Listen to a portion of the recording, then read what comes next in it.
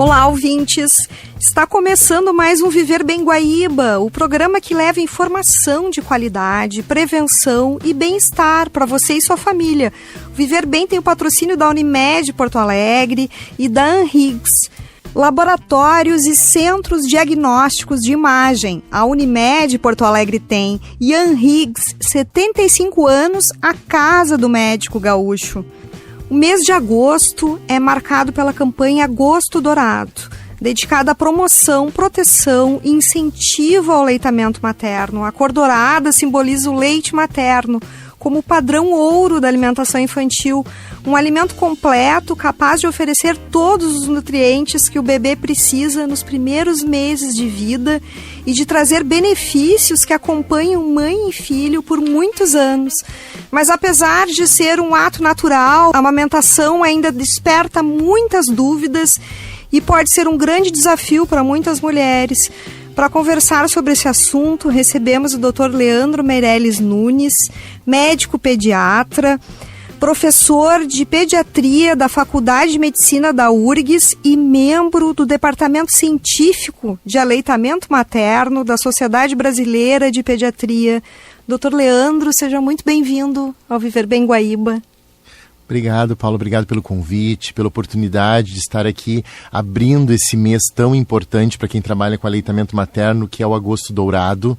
A gente trabalha continuamente durante o ano, mas neste mês é de uma forma bem mais intensiva, orientando as famílias, orientando os nossos colegas pediatras para promover, proteger e apoiar o aleitamento materno. E garantir a saúde dos nossos bebês e das mães também, né? Com certeza. Doutor Leandro, por que o leite materno é considerado o padrão ouro da alimentação infantil? Então, Paula, na verdade, na tua fala inicial, assim, me chamou bem a atenção essa questão da amamentação como ato natural. Tu sabes que os mamíferos, como um todo, realmente o aleitamento é natural. Mas a gente estima que 80% das mães vão ter alguma dificuldade no início. Então, para nós, a amamentação ela é um ato fisiológico, psíquico, emocional, cultural e econômico. Então, todos esses fatores acabam influenciando. Então, o leite materno, ele é realmente o padrão ouro, ele é o melhor alimento, porque ele tem toda a composição nutricional que a criança precisa durante os primeiros anos de vida. A quantidade ideal de lipídios, gorduras, açúcares, proteínas, oligoelementos, vitaminas. E também o leite materno ele tem uma coisa que nenhum outro alimento tem, substâncias vivas. Então, todas as doenças que a mulher teve contato na sua vida, ela produz anticorpos e defesas que vão passar pelo leite materno e vão proteger esse bebê, porque o bebê ele nasce com a sua imunidade ainda em formação. Totalmente indefeso, Totalmente indefeso. Então, o que vai protegê-lo nos primeiros dias é a questão dessas substâncias vivas e a qualidade nutricional ímpar do aleitamento. E eu acho que a gente vai poder conversar agora nos próximos minutos também pelos inúmeros benefícios que trazem para a mãe, para a criança, para a família e até para a sociedade. Com certeza. O futuro desenvolvimento dessa criança ao longo da vida, Existe uma recomendação da Organização Mundial da Saúde sobre o tempo ideal de amamentação. Qual é essa orientação e por que ela é tão importante, doutor Leandro? Então, na verdade, até 2001, existia uma recomendação pela Organização Mundial da Saúde de manter o aleitamento materno por 4 a 6 meses. Era um intervalo variável que era determinado se ia ser 4, 5 ou 6 meses pela mãe, pela família, pelo pediatra, enfim, por diversos fatores externos. Desde 2001, através de evidências científicas, então tudo que a gente está falando hoje aqui é baseado em evidências, sabe-se que o leite materno ele é suficiente para nutrir nos primeiros 6 meses de forma exclusiva, aleitamento materno exclusivo nos primeiros 6 meses.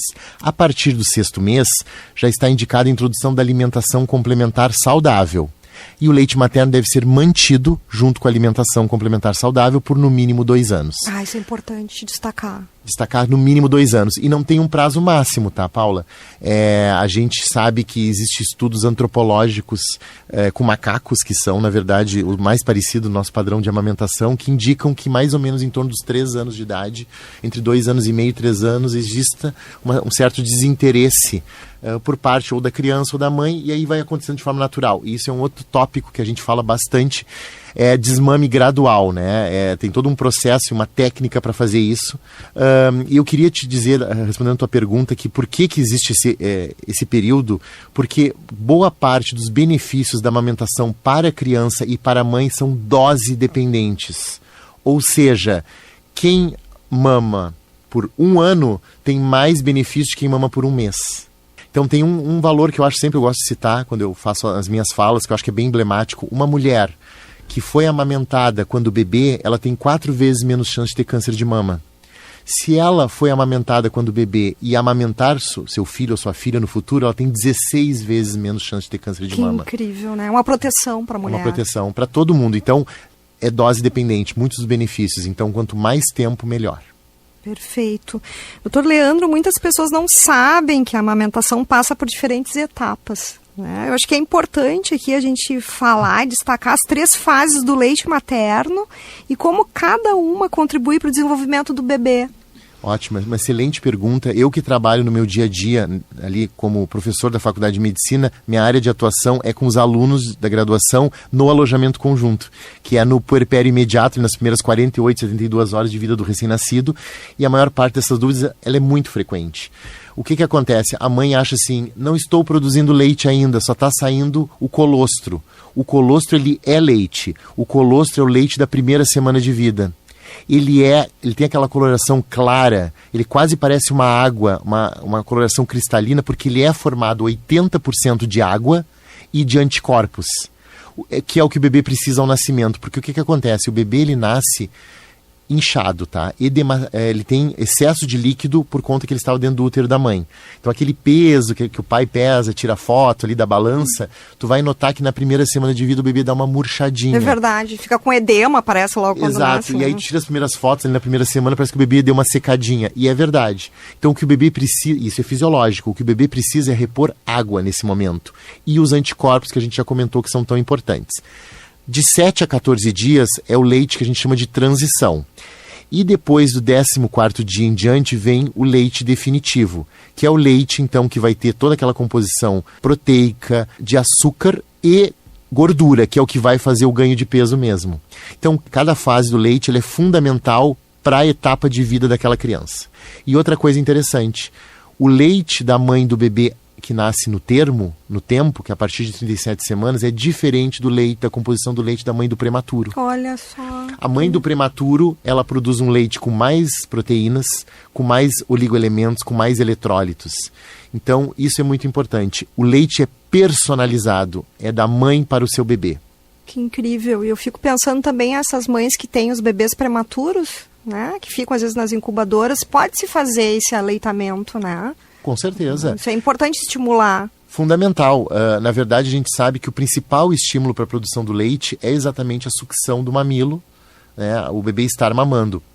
Então, quando nasce um bebê prematuro, e muitas vezes um prematuro extremo, né, a gente sabe que bebês com menos de 34 semanas de idade gestacional, assim, muito prematuros, eles não vão conseguir mamar no seio, às vezes, direto, até por sua condição clínica, eles estão muito instáveis, mas a mãe já é encaminhada, e a gente vai falar mais adiante, para o banco de leite, para ela fazer o estímulo de ordenha para manter a produção. O leite materno ele é tão importante que uma prática dentro da UTI neonatal que a gente tem feito hoje em dia é a colostroterapia. Então, os bebês prematuros, quando eles não podem, independente se eles vão ser alimentados nos primeiros dias ou não pela condição clínica, eles já recebem pequenas doses de colostro da sua mãe que são colocados na bochecha. Olha só. Porque o colostro, pela quantidade de anticorpos que ele tem, ele dá um preparo imunológico e já vai preparando o intestino daquele prematuro que é imaturo para ter facilidade para receber o leite mais futuramente. Que bacana. Microbiota já preparando, né? É uma vacina. É uma vacina. Incrível. E além da nutrição, o aleitamento também fortalece o sistema imunológico, como a senhora havia comentado, né? Além do vínculo com o bebê, que eu acho que é importante a gente trazer aqui, né? Essa importância do pele a pele, né? Desse estímulo que o bebê recebe e a mãe também, né? Exatamente. Hoje em dia uma prática que há alguns anos que a gente tem tomado, assim, e é muito importante, a chamada Golden Hour, né? Que é a hora de ouro. O que é isso? Na hora do parto, quando mãe e bebê estão saudáveis, é óbvio que os dois têm que estar em boas condições, né? É recomendado que o bebê fique em contato pele a pele por 1 hora com a sua mãe e seja possibilitada já a amamentação na sala de parto. Então, cuidados como pesagem, medir, exame físico, vacinas, vitaminas, tudo é depois de 1 hora. A gente deixa e permite aquele contato. Esse contato, na primeira hora, ele é muito importante. Ele veio na literatura como principal objetivo favorecer a amamentação. E realmente, os bebês que ficam em contato pele a pele são amamentados com mais facilidade, têm menos dificuldades. Mas hoje em dia tem muito mais benefício. Se sabe que o bebê controla a temperatura melhor, ele tem menos chance de fazer hipoglicemia nas primeiras horas de vida e tem vários benefícios, inclusive para a mulher, benefícios obstétricos. Saiu uma publicação ano passado, mostrando que a mulher que fica em contato pele a pele com seu bebê, ela precisa de menos ocitocina, o útero contrai mais rapidamente, ela tem menos hemorragia no pós-parto, que é uma complicação que pode acontecer na mulher, e também tem menos anemia. Então, vários benefícios para o binômio. Com relação à imunologia, tu falasse muito bem da microbiota. Hoje em dia, em medicina, nós estamos falando muito da microbiota. O que é microbiota? Para as pessoas que não conhecem esse tema. São bactérias que são benéficas, que habitam o nosso intestino. As bactérias do bem, né? Bactérias do bem, né? Então, essas bactérias, elas ocupam lugar no intestino e elas impedem as bactérias que causam doenças de se instalarem.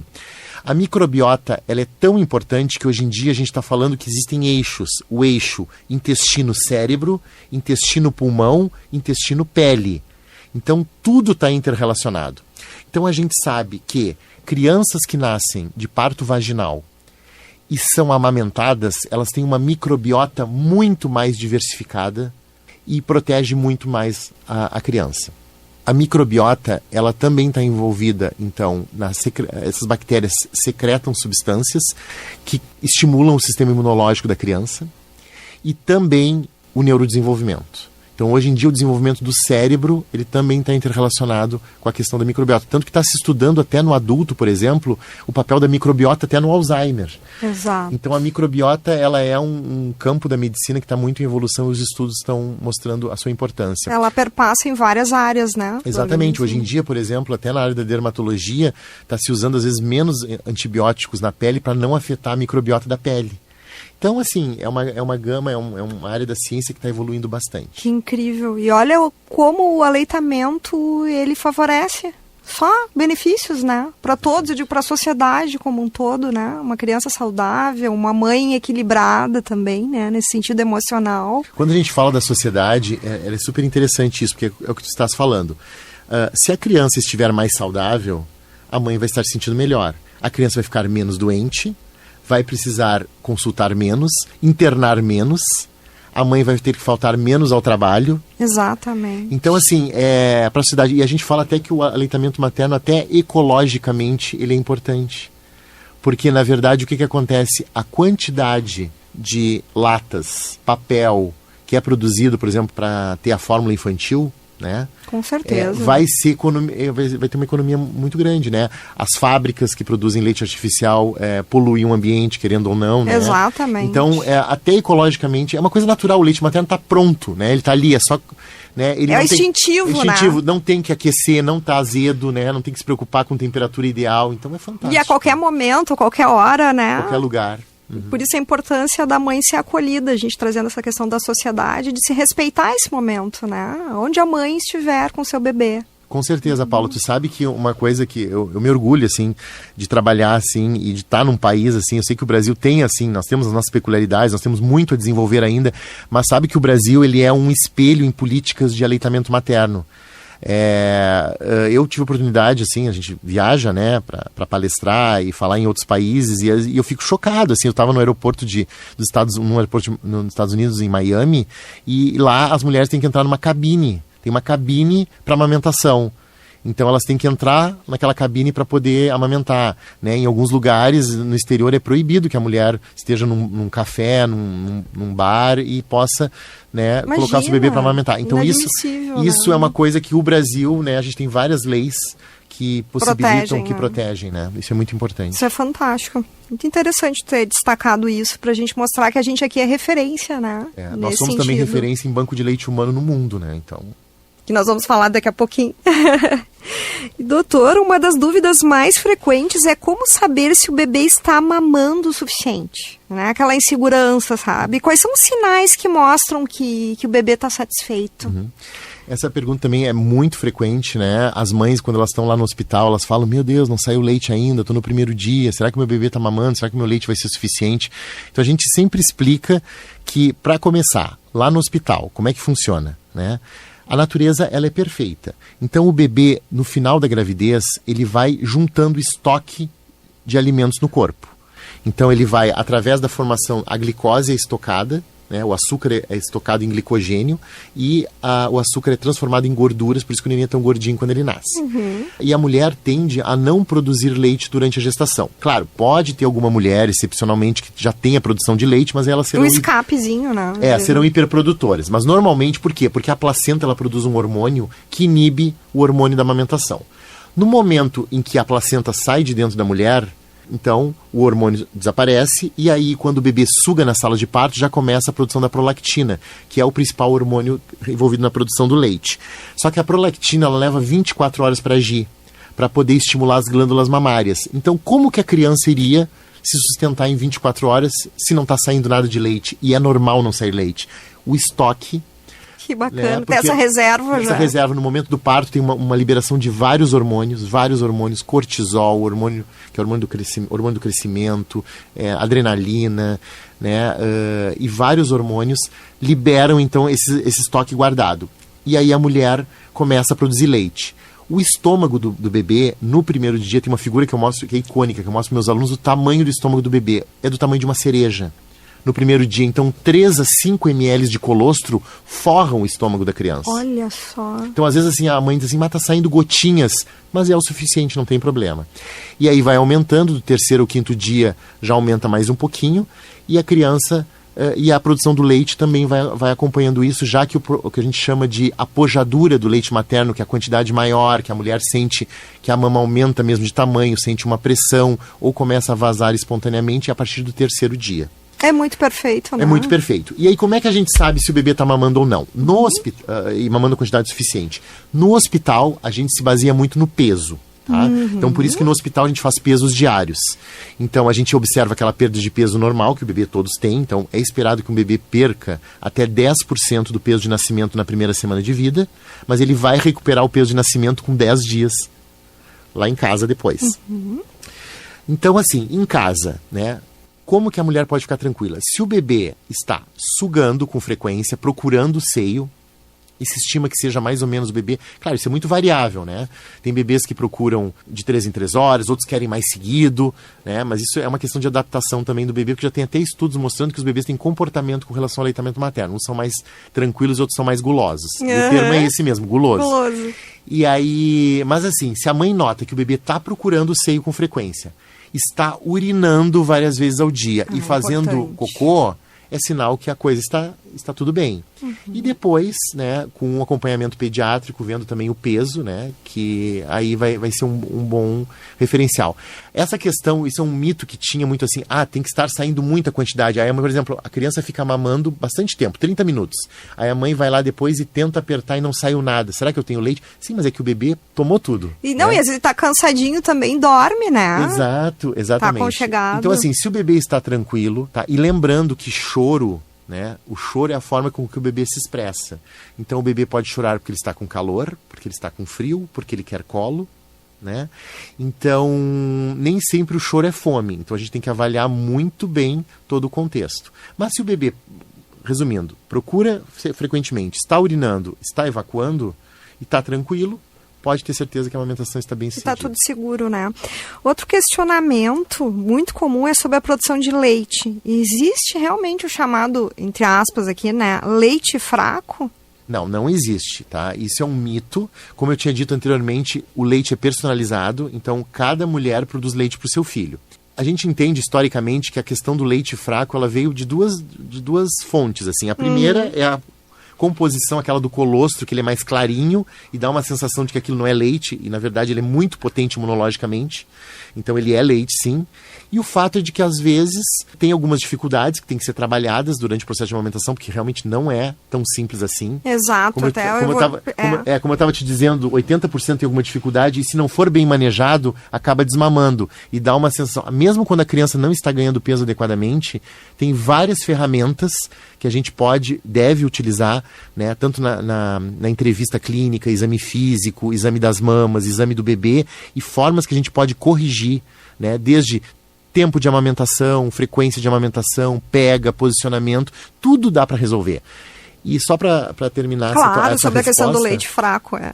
Toda mulher produz, inclusive, a quantidade que precisa. Existem situações muito pontuais, que pode ter alguma dificuldade. Então, um exemplo é, por exemplo, no caso de mães que fizeram cirurgia nas mamas, né? Então, por exemplo, uma mãe teve que fazer uma mamoplastia redutora. A gente sabe que uma mamoplastia redutora tira gordura, mas também tira glândula mamária. E, inclusive, é uma área que os cirurgiões plásticos estão avançando no conhecimento. E quando eles vão fazer uma cirurgia de mamoplastia, já perguntam para a mulher, tu vais amamentar ou não? Porque pode até mudar a abordagem cirúrgica. Olha, existem abordagens cirúrgicas que preservam mais a glândula mamária. Também tem doenças assim, endócrinas, são coisas muito pontuais que para a mulher dizer que ela não consegue produzir leite. E claro, que sempre lembrando, e tu falaste muito bem, a saúde mental ela é fundamental, porque um outro hormônio que está envolvido com a amamentação se chama ocitocina, que é o hormônio do amor. E ele é produzido pelo sistema nervoso central. Então o que eu quero dizer com isso? Mulheres que estejam deprimidas, mulheres que estão com dor, estão em sofrimento psíquico, podem ter diminuição, sim, da saída do leite por envolvimento emocional. Que incrível. Então isso tem que ser muito bem trabalhado. Tem que ser visto até uma depressão pós-parto também, sim. né? O baby blues é depressão pós-parto, sim. E, doutor Leandro, em relação às dificuldades enfrentadas pelas mães, que a senhora havia comentado, quais são as mais comuns? Tem muita coisa, né? Eu acho que a gente poderia dizer... Mais frequentes, isso. Né? No primeiro momento, eu acho que nos primeiros dias, assim, principalmente nos primeiros 30 dias, a questão assim, de pega e posicionamento, né? Tem que ser muito bem orientado, já em nível hospitalar, e depois continua no consultório ou na atenção primária, dependendo de onde ela for consultar, que é a questão que os bebês eles precisam de um ajuste, né? Tem toda uma questão da anatomia da mama, do mamilo, de como o bebê abocanha, como ele pega. Então, eu acho que isso é a principal coisa que a gente percebe nos primeiros dias, uma dificuldade, porque se a pega e posicionamento não estão bons, a mulher pode ter lesões mamilares, desde aparecimento de bolhas, manchas roxas, marcas e até mesmo fissura, né, que é o corte. Então todo mundo sabe, o mamilo é extremamente inervado, então dói, né? Então tu imagina um bebê sugando com força num corte, não é fácil, eu acabei de falar que o sistema nervoso central super afeta, né? Claro. Então a mulher começa até a se contrair, não consegue amamentar, então a gente tem que trabalhar muito. A fissura pode levar depois ao engurgitamento, né, mamário, pode levar a mastite, que é se alguma bactéria penetra e causa uma infecção. Então esse ajuste de pega e posicionamento ele é muito importante, tá? Eu acho que isso é fundamental, a principal dificuldade. Tem a questão também que a gente fala muito como Sociedade Brasileira de Pediatria, e no nosso estado essa informação é muito importante. Nós somos o estado brasileiro que mais consome chupetas, tá? E a gente sabe que a chupeta, ela tá arraigada na nossa cultura, né? A gente sabe disso. Verdade. A gente vai achar de bebê ou vê uma imagem de bebê, bota uma chupeta, e na verdade, só que a gente sabe que a chupeta e a mamadeira, principalmente nos primeiros 30 dias de vida, onde o bebê está aprendendo a mamar, pode ser um fator que atrapalha, porque dá o que a gente chama de confusão de bicos. A posição que o bebê abocanha a chupeta é diferente do seio da mãe, e aí ele não vai querer, ele vai se atrapalhar e não vai conseguir mais. E eu acho que um outro grande desafio que a gente deve abordar mais adiante é a questão da mulher que vai voltar a estudar ou a trabalhar, né? Que muitas vezes é uma necessidade, Exato, né? Às vezes até antes dos 6 meses, Antes dos 6 meses, e aí é uma outra dificuldade, que aí nós podemos conversar mais adiante. Mas eu acho que no primeiro momento seria realmente pega e posicionamento ali, e a técnica de amamentação ela é muito importante. E aí, sem contar também a questão que às vezes de anatomia, a questão do bebê também, né? Da parte do palato também, sim, né? De sim. investigar. Investigar, outra coisa que a gente fala bastante, que é um tema que está muito contemporâneo também, é a anquiloglossia, que é o freio lingual anteriorizado, né? Que nós estamos vivendo uma epidemia de frenotomias. Então, como esse assunto está muito em alta, assim, todo mundo, tem freio lingual anteriorizado, vamos cortar, e a gente é totalmente contra isso. Na verdade, tem que ser uma boa avaliação multiprofissional, envolvendo anatomia e função, né? O fonoaudiólogo é importante nesse processo. Eu ia comentar. E aí, então, mas a anquiloglossia, ela pode estar envolvida com problemas de amamentação ou não, a gente vai ter que avaliar bem. Que seria exatamente o que é, para os ouvintes entenderem. A anquiloglossia, o que a gente chama, é o chamado língua presa, que popularmente as pessoas falam. Todos nós temos um freio embaixo da língua, né? Um frênulo ali, uma cordazinha que une a nossa língua à parte inferior da boca. Em algumas crianças esse freio está anteriorizado, ele está quase que na ponta da língua. E aí o bebê abre a boca e forma até um coraçãozinho assim na ponta da língua. E esse bebê poderá ter dificuldades então para botar, porque a língua ela exerce um papel fundamental na amamentação. Quando o bebê abocanha o mamilo, a língua ela se projeta para a mama da mãe e faz o que a gente chama de canolamento e vedação. Então forma uma sucção, assim, engata, e aí a língua vai fazendo movimentos ondulatórios e vai comprimindo as glândulas mamárias extraindo leite. Então, por exemplo, bebês que ao amamentar fazem covinhas quando está mamando ou faz aquele barulhinho, não está bem vedado. Ai, olha, essa dica é preciosa. É preciosa. Fazer covinhas enquanto está mamando. Covinha é bonitinho quando o bebê está fora da amamentação. Mas quando está mamando ou fazendo esse barulho, aí não está vedando bem e aí pode dar problema. Não suga bem, pode entrar ar, pode dar refluxo, a criança vomita. Não... Aí avaliação multiprofissional, né? Exatamente. Muito importante. Hoje eu estou conversando com o pediatra Dr. Leandro Nunes sobre o agosto dourado. Mês de incentivo ao aleitamento materno. O Viver Bem tem o patrocínio da Unimed Porto Alegre e da Anhiggs. Vamos ao intervalo e já voltamos.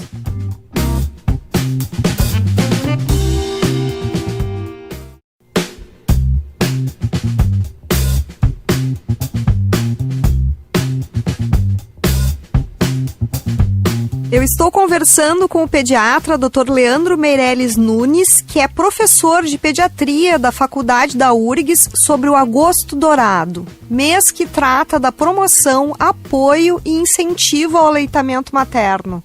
O Viver Bem tem o patrocínio da Unimed Porto Alegre e da Anhiggs. Laboratórios e centros diagnósticos de imagem. A Unimed Porto Alegre tem. E a Anhiggs, 75 anos, a casa do médico gaúcho. Doutor Leandro, outra questão também é que muitas mulheres acreditam que produzem pouco leite e procuram medicamentos para aumentar a produção. Eu acho que é até importante um alerta aqui, né?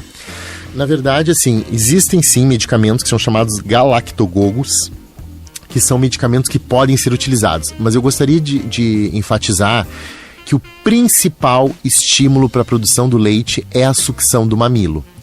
Ou seja, não adianta o meu bebê não estar sugando e eu ir lá e tomar o medicamento, não vai produzir. O medicamento ele é adjuvante, ele auxilia.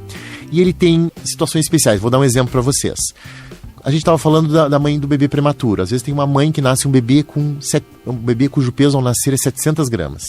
Ele está lá, ele está entubado, né, ou está recebendo auxílio de ventilatório, está na UTI ainda, e a mãe já é encaminhada para o banco de leite, para começar estímulo precoce. Esse bebê, se tudo correr bem, ele vai ter 3 meses de internação. E nesse momento, por muitas vezes, a mãe, ela está tirando, mas ela nota uma diminuição da produção. Ela vai lá no banco de leite, ela ordenha e está notando que está diminuindo. Porque tem uma separação vínculo mãe-bebê. E outro estímulo que é muito importante para a amamentação é a mãe estar 24 horas com o seu bebê e sentir que ela está nutrindo seu filho. Isso libera ocitocina. Então, nesse caso, a gente pode usar uma medicação para ajudar a aumentar a produção do leite dela, mas ela continua ordenhando. Perfeito. Tá? Então, assim, fica a dica, assim, medicação sempre sobre receita médica. Isso é importantíssimo. Né? As medicações que aumentam a produção do leite, elas não são exclusivas para isso. Elas são medicações que têm outras indicações. Então, são medicações que são usadas para vômitos, ou que são usadas para depressão, ou até para antipsicóticos, que a gente chama. E a gente usa o efeito colateral da medicação, que é produção do leite. Então, com isso eu estou dizendo para vocês que tem que ter doses exatas para não dar para-efeitos e tem que ter uma monitoração. E tem interações medicamentosas. Então, não dá para tomar por conta medicação nenhuma. Automedicação jamais. Então, tem que ter indicações e outra coisa. Isso é bem avaliado. Então, por exemplo, uma mulher que sai do hospital no 2º dia de vida não vai sair com medicação para produzir leite. Ela está no período ainda de produção e tem toda a sua questão hormonal. Então, isso são casos bem individualizados. Né? Outro caso que a gente usa medicação, que é bem interessante, que nós estávamos falando aqui antes de começar o programa, que é hoje as outras conformações familiares. Isso é importante. Então, são os casais homoafetivos, em que, por exemplo, as duas mães querem amamentar o bebê. Então, a mãe está gerando a criança e a companheira. E a companheira pode e deve, já no pré-natal, começar um trabalho para induzir a produção de leite. Ela também consegue produzir leite. Que incrível. E no caso de mães adotivas? Mães adotivas também é extremamente possível, né? É indicado, inclusive, é todo um trabalho que a gente chama de relactação, né? Então a gente usa a medicação, né? Não é a única ferramenta, né? Mas a gente usa sim. Então a mulher começa, geralmente a gente indica assim, o uso de medicação já umas 2 semanas antes de começar a amamentar. Então vai ter de 15 a 20 dias para a mama começar a se preparar. Então usa as medicações e depois a gente utiliza uma técnica que é através de uma sondinha, né? Se coloca uma sonda no seio da mãe, no bico do seio, né? E uma sonda, a outra extremidade da sonda numa seringa. E aí se começa a dar, no caso da mãe adotiva, um leite artificial e o bebê suga o mamilo da mãe e toma o leite artificial pela sondinha. Então, aí a boca do bebê vai estimulando o mamilo junto com a medicação e aí, com o passar do tempo, a mulher consegue produzir leite. Ai, que lindo. Incrível, né? É incrível. Quer dizer que hoje se tem muitas estratégias, né, e meios desse bebê ser amamentado. Sim. Não tem desculpa se amamentar. E quando a mãe percebe dificuldades para amamentar, em que momento ela deve procurar ajuda e quem pode orientá-la? Eu acho que isso é importante a gente falar. Muito importante. A ajuda ela tem que ser dada em qualquer instância, tá? Eu trabalho então na Universidade Federal do Rio Grande do Sul, cujo hospital escola é o Hospital de Clínicas de Porto Alegre. Nós somos um hospital amigo da criança desde a década de 90. O que é isso? Referência. Nós temos vários outros em Porto Alegre, né, e pelo Brasil, que é um hospital que ele tem um selo onde todos os funcionários são capazes de auxiliar na amamentação em diferentes momentos e de diferentes formas. Então, assim, nós temos uma enfermeira lá no Hospital de Clínicas, além de toda a equipe ser treinada, ela é exclusiva para amamentação. Então, ela dá orientação ali no puerpério imediato, que é no pós-parto imediato, nas primeiras 48 horas. A mãe sai com folders de orientação, tem a possibilidade dela telefonar, que é disque amamentação, para tirar dúvidas. Mas o que eu quero dizer, assim, é que as dificuldades elas vão aparecendo à medida que o tempo vai ocorrendo. Então, tem que ser contínuo, tá? E eu acho que, sem sombra de dúvida, né, o pediatra ele tem um papel essencial, né, já que o pediatra é o médico da criança e da família, e ele tem que ser acionado com qualquer dúvida. E não existe dúvida que não seja importante, né? Dúvida, eu estou começando a sentir dor para amamentar que eu não sentia. Tem que ver o que está acontecendo. Claro. A minha produção de leite diminuiu. Vamos ver o que está acontecendo. Eu tenho que tomar algum remédio. Será que eu posso usar esse remédio amamentando? Temos que tirar a dúvida. A dúvida ela tem que ser constante, por isso que tem as consultas de puericultura, né, que são as consultas de prevenção. Existem outros profissionais, né, porque a amamentação é um tema multiprofissional, então nós temos hoje em dia os consultores de amamentação, que é qualquer profissional da saúde está habilitado a ser consultor. Existe um preparo, né, então a pessoa faz uma capacitação. Tem até muitos que fazem prova, tem titulação para isso. Então, existem os consultores também que podem e devem ser acionados. As fonoaudiólogas também, né? Sim, consultor em amamentação, tem médico, nutricionista, enfermeiro, fonoaudiólogo, fisioterapeuta, nós temos biólogos também. Olha só que incrível. E agora a gente trazendo a questão dos bancos de leite humano. Né, que eles desempenham um papel fundamental. Como é que eles funcionam, doutor Leandro? E quem é que pode doar leite materno, que é uma dúvida muito comum? Isso. Os bancos de leite, eles são, como eu já havia dito anteriormente, nós somos um país referência em bancos de leite no mundo, tá? Então todos vêm aqui e vêm aprender conosco como fazer. O banco de leite, geralmente, ele está associado a um hospital, tá? Existem ainda os postos de coleta de leite que podem estar fora de hospital, mas todo banco de leite tem que estar dentro do hospital. O banco de leite, ele funciona, tem duas grandes funções. Ele tem uma função de educação e auxílio de orientações para as mulheres. Então, muitos bancos de leite fornecem atendimento externo. Então, às vezes a mulher está no local, não está tendo uma assessoria muito grande dos profissionais que estão acompanhando, ela pode ir no banco de leite, né? Pode acionar, então, o banco de leite. Pode acionar o banco de leite. E tem também a questão de auxiliar as mulheres que estão hospitalizadas. Então, é como eu estava te dizendo, eu tenho mãe de bebê prematuro, ela vai no banco de leite, né? Ou mãe que está com uma produção baixa, está hospitalizada, vai lá e o banco de leite, através da ordenha, consegue fazer esse estímulo. Mas tem um papel muito importante que é receber doação externa também. Né? Isso é importantíssimo. Então isso é importantíssimo, a doação do leite humano. Por quê? Porque os bebês prematuros e aí eles são...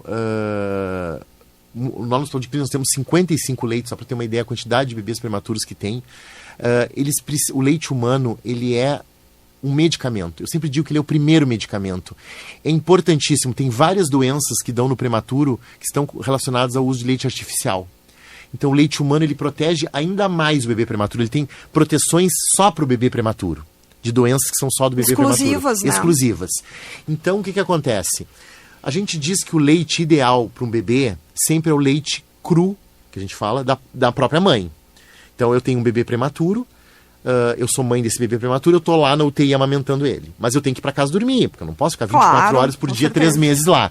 Então, quando a mãe vai para casa, ela retira o seu leite no banco de leite, e esse leite vai ser guardado.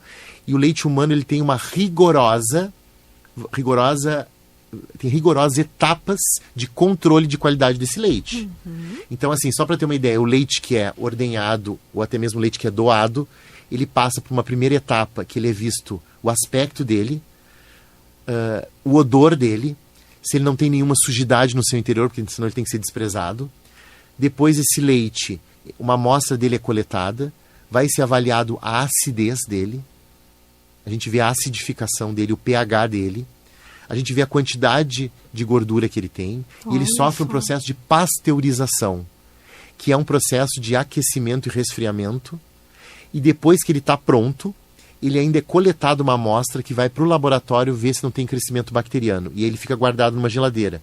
Só depois que vem o resultado negativo, ele pode ser ofertado para um ser humano. Nossa, ele é muito seguro. É muito seguro. Então as mães não precisam ter preocupação. Tanto as que recebem quanto as que vão também doar, né? Exatamente. Então, assim, a doação ela é fundamental, tá?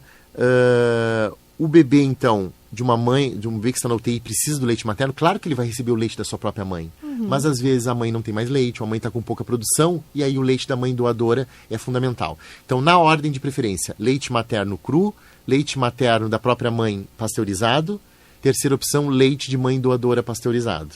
Porque jamais de mãe doadora vai ser dado cru, né? Claro. Sempre ser pasteurizado. Claro. E por último, só a fórmula infantil. Perfeito. Então, o leite artificial é a última etapa. Então, a gente tem várias... a última etapa, né? Podendo lançar mão, eu digo, de ter acesso aos... Quase todos os hospitais têm esse Não. Ainda não. Assim, aqui em Porto Alegre nós temos vários hospitais, né? Os hospitais maiores. Então, o Hospital de Clínicas, o Hospital Presidente Vargas, o Hospital Fêmea, Santa Casa... Né? Então, são os hospitais maiores. De referência, né? E algum no interior também tem. E toda mulher... ela, a princípio, ela é apta a doar. Claro que existem, sempre quando a mulher vai doar, é feita então uma entrevista clínica e é perguntado algumas coisas. Então, tem algumas situações, né? Talvez o uso de alguns medicamentos específicos, né? Mães usuárias de drogas não podem doar. Mães com algumas doenças infecto-contagiosas também elas não podem doar. Né, porque essas aí podem passar. Inclusive, quando a mãe vai doar, ela tem que fazer exames. Olha como eu digo, e ainda esse benefício para as mães também, sim, né? Sim, ela tem que fazer exames. Normalmente, quando elas... Claro que esses exames de doenças infecto-contagiosas, né, Paula, eles são feitos no pré-natal. Claro. Então, no hospital, quando nasce, tem. Mas se elas vão continuar doando, à medida que vai passando o tempo, esses exames são repetidos. Perfeito. Então, quer dizer que toda mulher, a mãe que estiver amamentando, ela pode procurar um banco para fazer de leite humano, né? Para fazer essa doação. Estimulamos muito. Perfeito. E doutor Leandro, sabemos que amamentar é uma responsabilidade da mulher, né? Mas apoiar a amamentação é uma responsabilidade de todos nós, já dizendo assim. Qual é o papel da família, né? Do companheiro, da companheira, no caso de famílias homoafetivas, e até do ambiente de trabalho, para que essa mãe consiga ter tranquilidade para manter o aleitamento materno? Paula, é fundamental o apoio, né? A gente sabe, assim, hoje em dia, com essa vida que a gente tem corrida, né? Nós avançamos muito como sociedade, mas, assim, perdemos, às vezes, alguns tipos de relações. A gente sabe que o nascimento de um bebê mexe muito, né? Com o emocional, com a questão hormonal de uma mulher. Então, ter um apoio nesse momento, tanto um apoio emocional, um apoio de incentivo, de palavra positiva. A gente trabalha muito no hospital com a comunicação empática, né? A gente auxilia as mulheres sempre enaltecendo o que está de bom que ela está fazendo e o que pode melhorar. Nunca assim, está ruim, está errado, isso nunca. Né? A gente nunca usa esses termos. A gente sabe através dos estudos científicos, tem uma área de estudos científicos que avalia bem, já está bem comprovado o apoio. O apoio do companheiro ou companheira no início da amamentação é fundamental para o sucesso. O apoio das avós também, avós materna, avó paterna. A gente sabe que esse apoio ele pode vir tanto no apoio assim com palavras, com gestos, com carinho e também no apoio às tarefas diárias. Porque a mulher que tem que amamentar, você ainda vai ter que limpar a casa, lavar a roupa, né? Ela não vai ter um momento, o momento da amamentação é um momento que ela tem que ir para um lugar com essa criança, no silêncio. Tranquilo, né? Então, isso é fundamental. Então, este apoio já está demonstrado cientificamente que ele protege muito. Ele é crucial para o bem-estar do bebê e da mãe para continuar essa amamentação. E esse entendimento agora está indo até além da ciência, né? Indo também para o legislativo agora, né? Mais recentemente agora, nesse ano de 2026, então foi aprovada uma lei, né, para ampliar a licença paternidade, né? Então a licença paternidade que era antigamente de 5 dias, né, a contar do primeiro dia do nascimento do bebê, ela vai progredir, porque ela vai ser por etapas, né? Claro. Ela vai aumentar em 2027 para 10, depois 2028 para 15 e 2029 para 20 dias, né? Pensando no papel importante que é o pai estar em casa e poder fazer esse auxílio, mas ele tem que realmente entender esse papel. Exato, né? Não são férias, né? Estar em casa e ajudar, né? Tem que estar lá. E papéis assim, né? Como a entrada em vigor também da lei que reconhece que a mulher que adota, né? Ela tem direito, né? Independente, né, Paulo, se vai amamentar ou não. Exato. Porque isso é outra coisa. A gente está aqui divulgando e é o nosso objetivo. A gente quer que as crianças recebam leite humano. A gente quer que as mulheres amamentem, porque os benefícios são para os dois, mas ser mãe é muito mais do que simplesmente amamentar. Mas né? eu acho que isso é importantíssimo a gente colocar aqui, até para as mães não se sentirem frustradas e culpadas, porque Exatamente. A maternidade é muito além disso. Eu digo, nasce a mãe, nasce a culpa junto. Não tem nada então não a ver. pode. E aí, dentro desse apoio, né, uma das situações que está envolvida com desmame precoce, que a gente fala aquele desmame antes dos 6 meses de idade, como a gente estava falando, a volta ao estudo ou ao trabalho. Exato. Né? Então, hoje em dia, assim, também nós temos legislações, né? Então, por exemplo, a mulher que amamenta, ela tem direito... Primeiro que ela tem, em locais públicos, empregos públicos, né? Ela tem direito a 6 meses de licença maternidade. A gente sabe que o regime CLT ainda não é 6 meses, é 4 meses, mas se a empresa for vinculada a programas, né, Exato. Pode se estender ainda um pouco mais. E tem a questão do estudo também, né? A questão das escolas e universidades se adaptarem a isso. Bom, se sabe que na legislação a mulher que volta a trabalhar, ela tem direito, então, a 30 minutos, a 2 intervalos de 30 minutos durante a jornada de trabalho, e isso não inclui o almoço, tá? Não dá para usar o almoço como isso. Então ela tem 2 intervalos. A maior parte das mães acaba negociando com a empresa de juntar os 2 30 minutos em 1 hora e começar 1 hora depois ou sair 1 hora antes. Porque favorece até para auxiliar na alimentação da criança, que a gente já vai chegar nesse ponto. Com certeza. Tá? Tem locais também, né? Tem, algumas empresas podem ter, e tem algumas empresas que estão aderindo à chamada empresa amiga da amamentação. Uma estrutura física. Uma estrutura física com sala apropriada para a mulher amamentar, que ela pode ter uma geladeirinha onde ela pode colocar o seu leite ali. E a mulher, ela tem que ter uma preparação, porque este é o momento em que a mulher diz assim, vou voltar a trabalhar, vou ter que introduzir outro leite. Não necessariamente. Olha só. Tem ferramentas. Então, assim, o que a gente recomenda? Mais ou menos 2 semanas antes de voltar a trabalhar, ela já começa o trabalho de extração do leite. Tá? Então nós temos materiais na internet, da Rede Bancos de Leite Humano, do Ministério da Saúde, também orientações do seu médico para poder ter as melhores orientações de como fazer a ordenha. Não precisa nenhum aparelho especial. Para a mulher que pode comprar um aparelho que bom, quem não pode ser ordenha manual. Tem todas as regras assim, de higiene, né? Antes de fazer ordenha, lavar bem a mão com água e sabão, tirar relógios e anéis, pulseiras, colocar uma touquinha para não cair cabelo ali, né? Pelos. Então, tem os frascos adequados. Então, assim, a mulher... Nada, e tudo barato, tá? Nada que exija... Tudo acessível, né? Acessível, não é grande investimento financeiro, não. E a mulher, então, ela começa, e aí tudo que ela começa, ela já pode guardar, né? A gente sabe que o leite materno, ele dura na geladeira 12 horas, mas no congelador ou freezer 15 dias. Olha só, então a mulher, ela pode armazenar, ela deve estocar, aí ela coloca uma etiqueta pra gente não perder o prazo de validade. Claro. E depois a pessoa que for alimentar essa criança, a pessoa que for cuidar, ela evita a mamadeira, como eu já falei, por causa da atrapalhar a amamentação. Chupetas e mamadeiras, não, evitar. Mas pode dar depois de copo, né? E tem técnicas para isso, e ela aquece o leite em banho-maria. A gente também deve evitar o reaquecimento por micro-ondas, porque o micro-ondas, ele quebra muito as partículas, né? As proteínas, as imunoglobulinas e os benefícios. Porque o leite congelado, ele sempre vai perder um pouquinho, não vai ser que nem o leite fresco ali, natura. Né? Mas, mesmo assim, é muito melhor ainda que uma fórmula.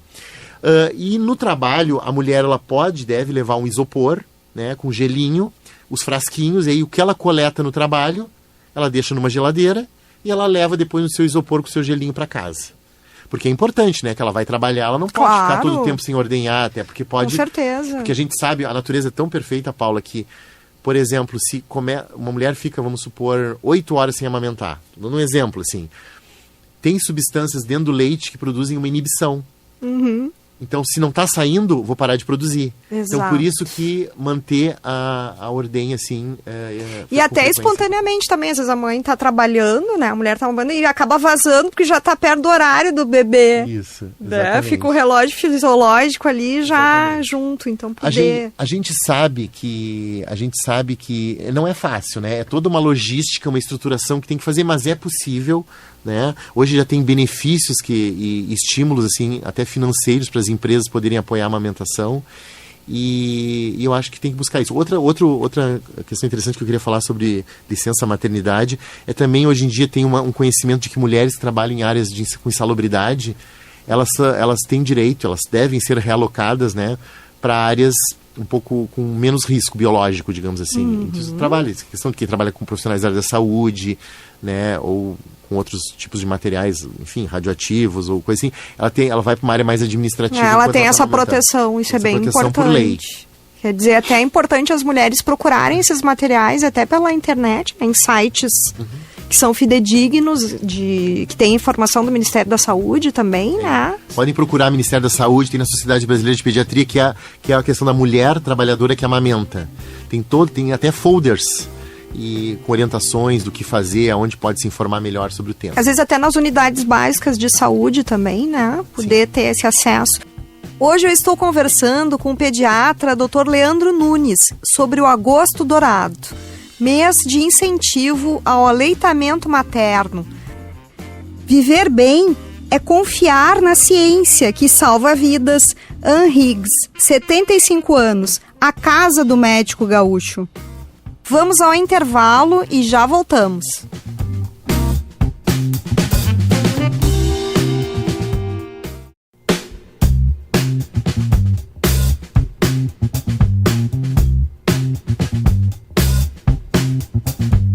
Eu estou conversando com o pediatra Dr. Leandro Meirelles Nunes, que é professor de pediatria da Faculdade da URGS, sobre o Agosto Dourado, mês que trata da promoção, apoio e incentivo ao aleitamento materno.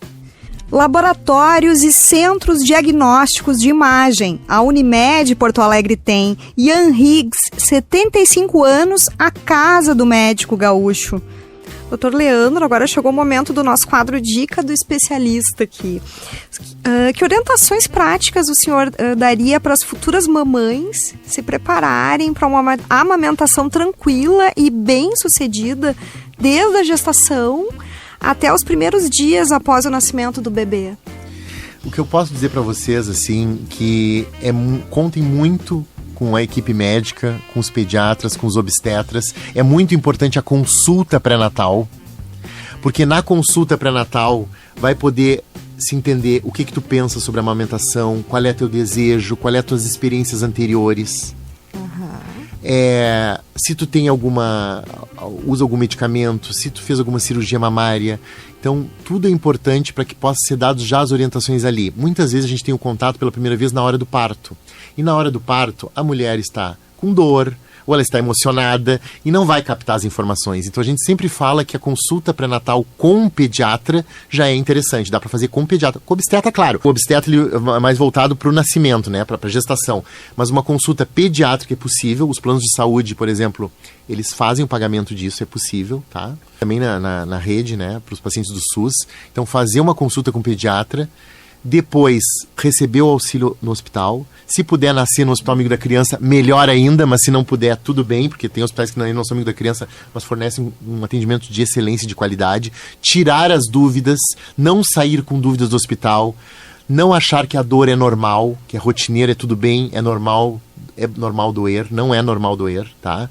Quando o bebê suga o mamilo da mãe, a mulher pode sentir um leve desconforto no útero, porque o útero contrai, mas dor é sinal de alerta. E no momento, nos primeiros dias ali, qualquer dificuldade, procurar o serviço de saúde, não achar que vai passar, que é assim mesmo, ir atrás da informação e contar com o auxílio da equipe toda que trabalha com a saúde para conseguir amamentar com tranquilidade. Dr. Leandro Meirelles Nunes, muito obrigada pela sua participação aqui no programa, assim, contribuições maravilhosas aqui para os ouvintes, né, as futuras mamães. Então essa questão de se preocupar no pré-natal, já todos os cuidados para a amamentação, e que os especialistas se envolvam também com isso cada vez mais, né, doutor? Então quero lhe agradecer muitíssimo a sua vinda aqui no programa. Muito obrigado, Paula, é um prazer estar aqui e falar de um tema que é tão apaixonante. Eu sou homem, mas assim, faço assim no meu dia a dia o que posso para ajudar outras mulheres assim a poder amamentar, que amamentar, né, é um ato de amor, né? É um ato de amor, não é à toa que é uma gota, né, que é o símbolo, e estou à disposição para quando precisares, para que a gente possa aqui trazer mais informações baseadas em evidência para a nossa população. Muito obrigada. A amamentação é um gesto de amor, cuidado e proteção, mas também exige informação, acolhimento e uma rede de apoio para que as mães se sintam seguras e confiantes neste processo. Parabéns à Sociedade de Pediatria do Rio Grande do Sul pelo trabalho de conscientização durante o Agosto Dourado e por incentivar uma prática que faz tanta diferença para a saúde das crianças e das mães. E o nosso programa fica por aqui.